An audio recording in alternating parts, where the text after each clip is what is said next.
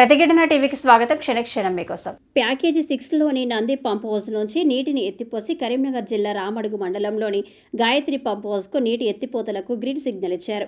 కరీంనగర్లోని మానేరు డ్యాం నీరు లేక రైతులకు ఇబ్బంది కలుగుతుందని రాష్ట్ర ప్రభుత్వం చర్యలు తీసుకుంది. ఇదిలా ఉండగా 1986 సంవత్సరంలో చరిత్రలోనే గరిష్టంగా గోదావరికి 75.60 అడుగులకు నీటి మట్టం చేరింది. ఇదే ఇప్పటి వరకు రికార్డు. 2022లో కురిసిన జోరు వానకు 71.30 అడుగులకు నీటి మట్టం పెరిగింది. 1990లో 70.3 అడుగులకు, 2006లో 66.9 అడుగులకు, 1976లో 63.9 అడుగులకు భద్రాచలం వద్ద గోదావరి నీటి మట్టం చేరింది.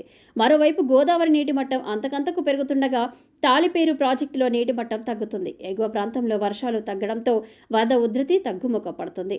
తాలిపేరు ప్రాజెక్టు 25 గేట్ల ద్వారా 55,232 క్యూసెక్ల వరదను గోదావరి నదిలోకి వదులుతున్నారు.